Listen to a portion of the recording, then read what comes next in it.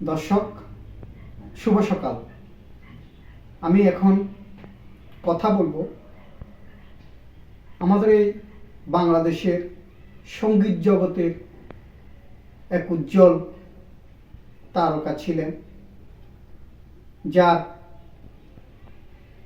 বিচরণ সঙ্গীত জগতে এক অনন্য মাত্রা নিয়ে এসেছে।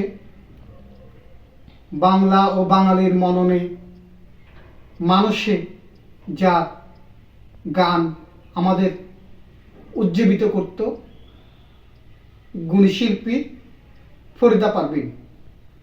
কথা বলবো ফরিদা পারভিন সম্পর্কে, যিনি নাটোর জেলা, বাংলাদেশের নাটোর জেলা 1954 সালের 31 ডিসেম্বর জন্মগ্রহণ করেছেন আর প্রয়াত হয়েছেন 2025 সালের 13 সেপ্টেম্বর। তিনি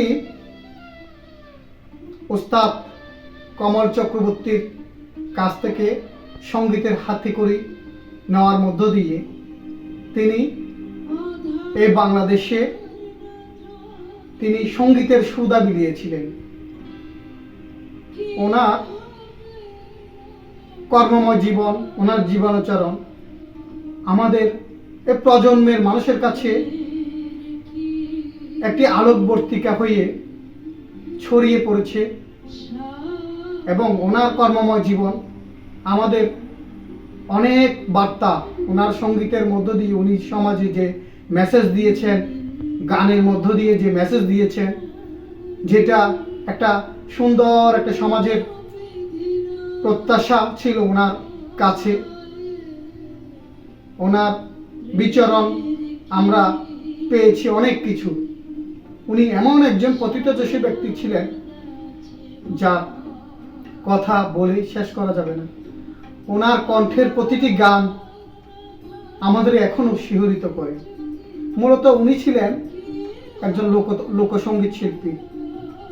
পরবর্তীতে উনি লালনের গান, লালনের জীবনাচরণ, লালনের সঙ্গীতগুলো নিজের কণ্ঠে ধারণ করে লালন কন্যা বা লালন সাম্রাজ্ঞী হিসেবেও ওনার জনপ্রিয়তা রয়েছে। 1987 সালে উনি এই সঙ্গীত জগতে সঙ্গীতের এই সুধা ছড়িয়ে দিয়ে মানুষের মাঝে যে স্পন্দন জুগিয়েছিলেন, তার জন্য তিনি পেয়েছিলেন বাংলাদেশের সর্বোচ্চ পুরস্কার 21 পদক এবং চলচ্চিত্র পদক। এছাড়া ওনার কর্মময় জীবনে অনেক সাক্ষ্য রয়েছে, যা আমাদের একটি সুন্দর সার্থক পথ আমরা পাই। দর্শক, একটা আফসোসের বিষয় রয়ে যায়, উনি এমন একজন ব্যক্তি, এমন একজন গুণী মানুষ, যার কথা যতই বলি না কেন ততই কম হবে। কিন্তু আমাদের এই ব্যবস্থা, সমাজ ব্যবস্থা বা আমাদের এই